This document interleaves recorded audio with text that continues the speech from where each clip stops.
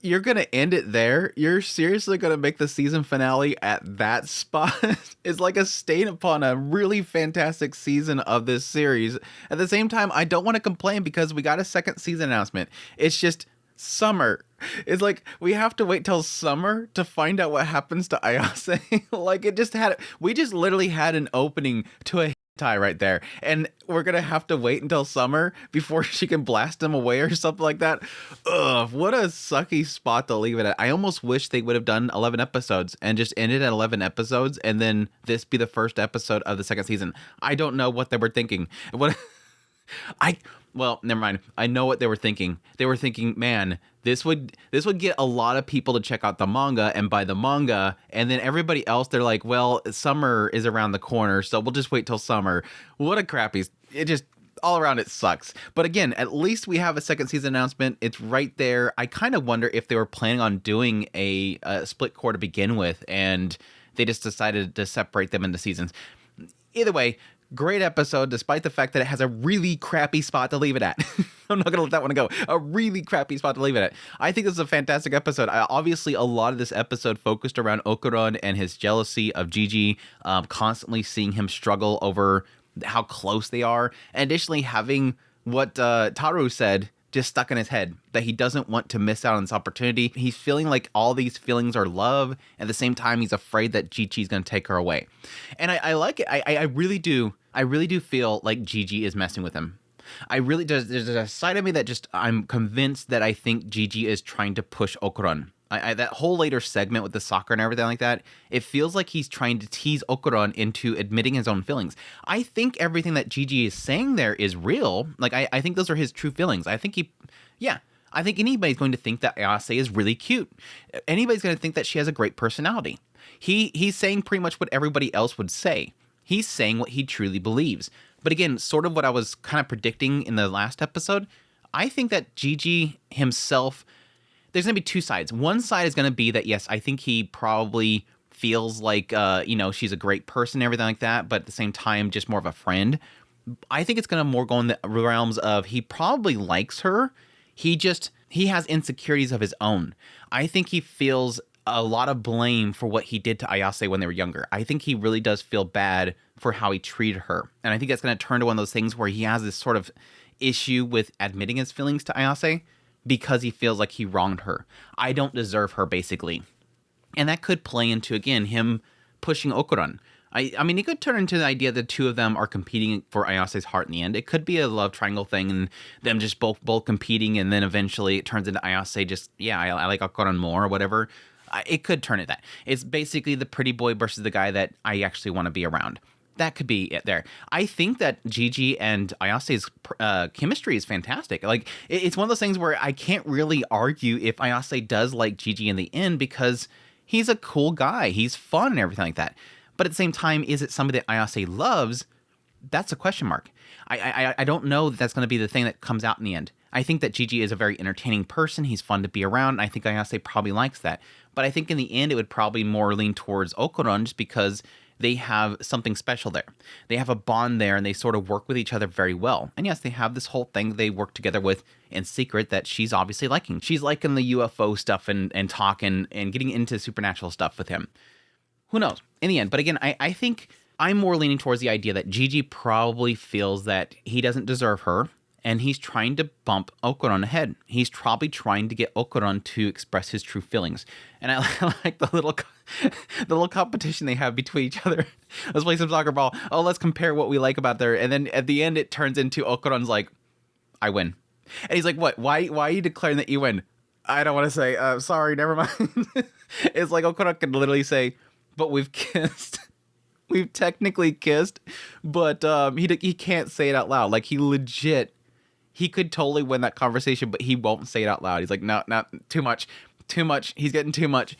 It's a cool little segment, though. I love this entire episode, seeing Okuron constantly trying to one-up Gigi, but at the same time having all these moments where Gigi just plays into it. I think it's cool because at some point it does establish that Gigi's like, we're friends, right?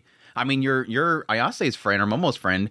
Why can't we be friends? And then having Okuron realize out of nowhere, like, well, I'm sitting here competing with this guy. While I'm constantly trying to compete with this dude, he literally just laid down that stop competing. Like, you don't have to compete. Let's be friends kind of thing. And it's a conflict with him because he wants to hate Gigi. I love that line at some point, just before it transitions to them going up towards the hot spring district. It had that gut punch moment there where it's like, he's cool and I don't like that. I don't like that Gigi is a cool dude and he wants to be my friend because I want to hate him. I want him to be despicable. I want some reason to see him as an enemy, but I can't do it because he's just cool. He's fun to be around, which I agree in this episode. I had my negativity last episode, and that was really around every time he was introduced to somebody else, especially the classroom. It just constantly turns to the same joke of like, oh, you're cool. Can I have contact information? Oh, you're cool. Hey, cool. He was much more enjoyable this episode. He was much more enjoyable this episode. I made some people mad on on X. Big shock, right? I made some people really mad because I posted the first introduction of him when he first arrives at the house, and I said, I already don't like him, lol. And it was a bunch of Gigi fans out there that got really mad at that post. It's like, people, I'm just saying it was a rough introduction. And not to say that I hate the guy and I want him to, he's a fictional character. Chill out. Anyways, he was much more enjoyable this episode. And again, I think it's just because he's a fun dude. He's a fun dude to be around. He's very fun. He's goofy, all that kind of stuff. It just, his goofy joke was what was annoying me last episode. This one, it was just fun. It was fun banter between them. He's a cool dude. So far, nothing really is pushing against him. But again, goes into my theory that I had last episode and sort of, again, plays into his relationship with Ayase, is I think it's going to be an aspect. This guy has some massive insecurities. Usually characters like Gigi, who are way overly animated, way overly goofy, they have an insecurity. I dealt with that when I was younger. I had a massive insecurity in myself, and I offset that by being goofy. And I think that a lot of people do that, and I think that's probably where the author's going with Gigi, is he has an insecurity, he has something about himself that he feels is nasty. And again, if we expand his relationship with Ayase in the past, it might turn into an aspect that he was a bully at some point. He was a nasty person. He mistreated her, pushed her away. I mean, if you think about it, yes, everything that Gigi did back then really affected Ayase and her relationship with her grandmother. And again, I think that he may have figured that out at some point. He may have figured out at some point, I ruined Ayase's relationship with her grandmother. I don't know. We'll see. We'll see. I think that's really what it's going to turn. So anyways, that aside, Gigi, he's okay now. He's okay now.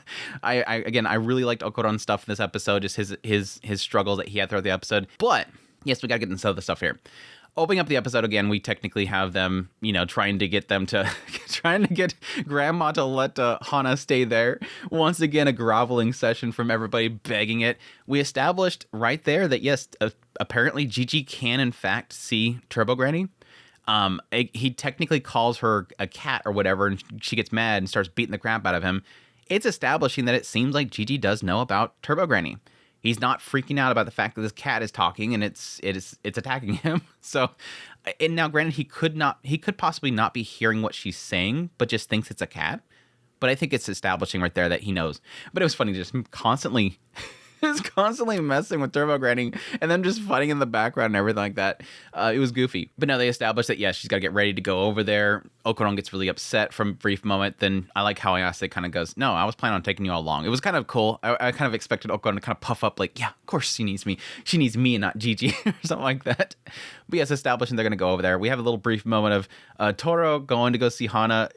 Momo, Ayase being so great, just staying up all night, waiting for him to come there, taking care of Hana. It was super cute. And yeah, during the trip going over to Gigi's house, I really like the struggle that Okuron's having. It's really kind of a personal thing for him. He's struggling over the fact that Gigi is, in his eyes, such a better person. I hate the fact that I have these shortcomings. I hate thinking about this stuff. He's trying to not think about it. And again, at the same time, really kind of not recognizing that, yeah, instead of being competitive to Gigi, you could be his friend. I like how, later on, Ayase's like wanting to leave them alone because she's like, cool, he's got his first friend. I hope things, kick off for them. I like how everybody's thinking about something different. Over here, you have Gigi, and he's thinking about the whole situation with his house and not being able to sleep at all, which was really a rough little scene there with him, obviously, again, not being able to sleep, which also did technically indicate that the thing was coming with him.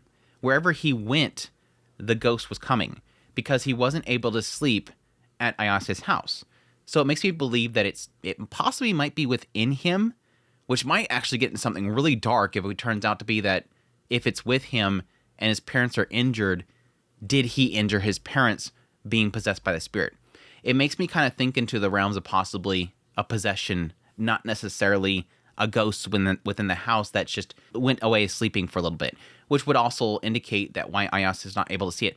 But the question is why wouldn't Ayase be able to see it in Gigi? Question mark there. But yeah, Gigi's thinking about the whole situation with that. He's being goofy and everything with everybody. You have Okuron over here struggling over the fact that Gigi's getting too much of her attention, constantly trying to bring up new things, and Gigi just takes over the conversation. And over here, Ayase is just like, oh, cool, Okuron's got a friend. Okuron's got another friend, a male friend. That's super cool.